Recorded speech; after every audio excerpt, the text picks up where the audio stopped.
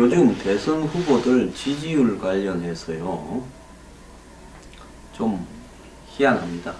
성향이 좀 엇갈려요. 제가 볼 때 문과 안쪽에 양쪽에 줄을 서는 언론사들이 확연하게 이렇게 드러나는 것 같습니다. JTBC하고 TV조선, KBS, 연합뉴스 등은 안 후보 측에 조금 이렇게 유리한 조사가 계속 나오지 않겠냐 하는 것이 전적으로 제 추측입니다. 나머지 또 여론조사들은 보면 문 후보 측에 좀 더 유리하게 나올 거라 이렇게 보고 있습니다. 어제 JTBC가 문 후보 38, 안 38.3 이렇게 보도를 했습니다.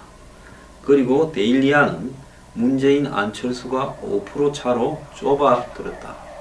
데일리아는 오른쪽 왼쪽 중에 어디냐 하면 오른쪽에 가까운 언론이지요. 오른쪽 언론이지요. 반대로 MBN 매경이 이 실시한 여론조사에서는 또 결과가 좀 다릅니다. 문이 2.6% 오른 44.8을 기록했고 안은 2.4% 올라서 36.5를 기록했습니다. 홍준표는 0.8이 내려가서 8.1, 심상정은 2.8, 유승민은 1.7 이렇게 나왔습니다.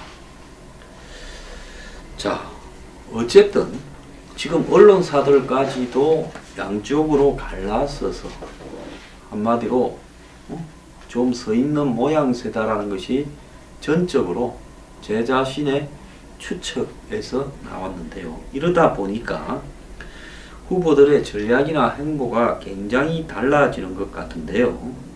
문재인 후보 측은 대세론이 상당히 희미해지면서 성패를 알 수 없는 상황으로 가니까 전략을 바꾸었습니다. 집토끼는 단단히 잡아놨는데 산토끼들, 즉 문의 핵심 지지층 아닌 사람들, 중도나 또 좌파 중에서도 일부 반문, 그리고 보수는 철저하게 문한테 배척적이니까 그동안 적폐청산을 외치다가 이제는 안보와 경제 성장까지도 이야기하면서 우클릭으로 나섰고요. 자, 그래서 그저께는 이 5당 대선 후보가 참여하는 비상안보회의까지도 제안을 했고, 한반도에 전쟁이 나면 총 들고 자기부터 나서겠다 했고, 당선되면 미국부터 가겠다고 중도 보수층을 향해서 메시지를 보냈습니다. 진작 이럴 것이지 와 말이 이리 왔다 갔다 합니까? 또 이 자신의 경제정책을 성장을 강조하면서 J노믹스, 문재인의 J가 나왔겠죠. 안철수도 달라졌는데 지향하는 방향이 문재인과 비슷해졌다는 겁니다. 자, 안철수는 지금까지는 추격자였는데 어제는 이제 안철수가 이제 거의 따라잡았다 생각을 하고 의원직 사퇴를 밝히면서 배수진을 쳤다고 합니다. 테러를 차단하고 기득권을 내려먹는 모습을 보이면서 이제 문재인을 추월하겠다 이렇게 보이는 것 같고요. 보수 표심을 좀 더 확실하게 붙들어내기 위해서 사드 배치 반대 당론을 수정해달라 했고, 상대적으로 안철수에게 좀 부정적인 20에서 40대를 향해서 일자리와 미래 먹거리 책임자다 이렇게 이야기를 합니다. 그럼 보수 진영의 후보들은 어떻게 하느냐? 홍준표 후보는 이제 탄핵에서 안보로 대선 구도가 전환됐다 해서 전략 전환을 예고했고요. 문재인 후보한테 집중됐던 화력을 가만히 보니까 지금까지 자유한국당의 전략이 좀 잘못됐죠.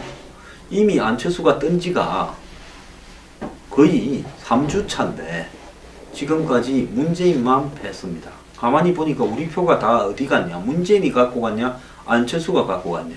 문재인이 10을 갖고 갔으면 나머지 표 90%는 안철수가 가져갔죠. 그러니까 이제 안철수를 향해서 포문을 여는 쪽으로 방향을 돌리고 이 거친 은행도 좀 자제하겠다라는 이야기고, 유승민은 보수층 내에서 열세를 인정하면서 TK 지역에서라도 확실히 지지를 잡자. TV 토론에 올인한다. 이렇게 이야기를 했고, 김종인 후보는 이제 어제 들어갔습니다. 그러면서 누구 손을 들어줄지 이제 수일기가 분주하다는 거예요. 김종인 후보는 자기 호소가 늦었고 국민을 마음을 얻기에 힘도 부족했다. 자, 그러면서 여러 가지 여론조사의 형태를 보면 양강 구도로 이렇게 좁혀져 갔는데, 그걸 알면서 불가능한 상황에서 대선을 계속한다는 것은 합리적이지 못하다고 판단했다. 자, 그러면서 선거라는 것은 국민의 마음을 잡아야 되는데 불가능한 것 같으면 계속 가는 것이 옳지 않다라고 이야기를 했고, 자, 그래서 패권을 깨보자고 의원직까지 던지고 나왔던 또 한 사람도 현실 정치에 굴복을 했습니다. 대한민국에는 되는 쪽에 줄을 안 서면, 즉 친노 패권이나 안 그러면 동교동 패권이나 호남 패권에 줄 서지 않으면, 또 영남 패권에 줄 서지 않으면 정치를 할 수 없는 나라인 겁니다. 이것은 국민이 만드는 것이지 귀신이 만드는 게 아닙니다. 자, 이번 대선과 관련해서요, 여러 가지 언론의 분석들이 나오고 있는데, 이 부분을 가지고 후보들이 쓸데없는 짓거리 하지 말고 어떤 데 집중해야 되는가 하는 부분을 이야기를 하겠습니다. 자, 세대별 불안 요인으로 20대는 취업, 50대는 노후, 60대는 안보를 지적을 했습니다. 자, 퇴직한 분들은 어떻게 일구어 놓은 나라인데 안보가 저런 사람들이 대통령이 되냐. 자, 한참 일할 때인 50대가 요즘 조기 퇴직이 유행이 되면서 직장에서 쫓겨날 운명에 직면하면서 나는 노후를 어떻게 보내야 되나. 그리고 20대는 이게 취직이 안 된다는 겁니다. 30대는 보나마나 결혼이나 주거가 고민이겠죠. 또 더 나아가서 지금 이 시대에 국민들이 생각하는 대한민국의 한마디로 아젠다, 패러다임이 뭐가 돼야 되나 하고 물은 부분에 대해서는요, 양극화 해소와 공정한 분배가 돼야 된다라고 답한 사람이 무려 54%입니다. 반면에 대한민국에 항상 많았던 성장을 통한 경제 발전은 41.9%인데요. 이제 국민들이 성장이라는 불가능한 목표, 또 성장을 하고 난 다음에 이 과실을 밑에서 나눠 가져야 된다라는 이런 부분에 대해서 거부를 하고, 이렇게 공정과 불평등 해소가 더 중요하다, 복지 위해서는 세금을 더 내겠다라고 말한 국민이 65%가 되었습니다. 자, 근데 이 부분도요, 정말로 야당이 이야기하는 보편적 복지가 관철되려고 한다면 세금에다가 사회보험료를 합친 국민 부담률이 40%가 넘어가야 될 건데, 과연 현재 20% 중반대도 이르지 못하는 한국의 국민 부담률 수준으로 이런 것들을 감당할 수 있겠는가 하는 의문이 듭니다. 자, 그 다음에 이 사회적 문제에서 교육과 관련해서는요, 자기 정부의 교육정책의 방향으로는 제가 그토록 주장해온 사교육비 절감이 40대, 50대는 가장 중요하다라고 이야기를 하고, 그 어떤 대안으로 공교육이 강화되어서 사교육비가 절감돼야 된다 이야기를 했습니다.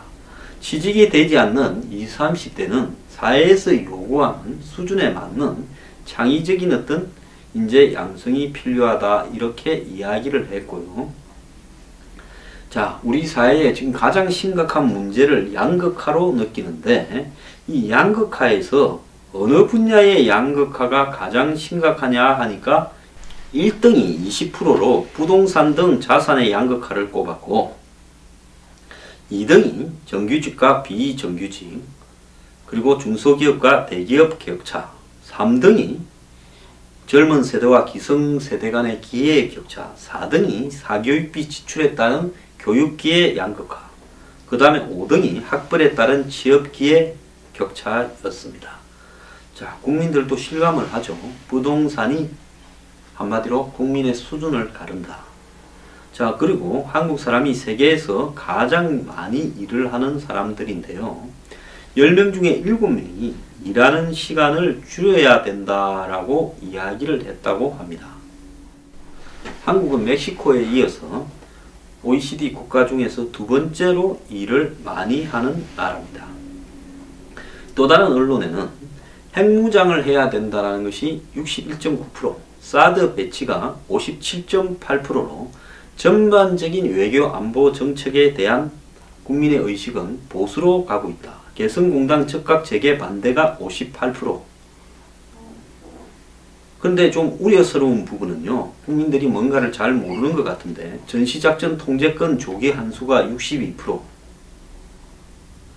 또 한일 위안부 합의를 파기해야 된다가 69%였습니다. 자, 이런 부분은 솔직히 정치인들이 국민을 선동한 결과 이런 우려스러운 결과에 동의하는 내용도 나오고 있다. 이렇게 보고 있고요.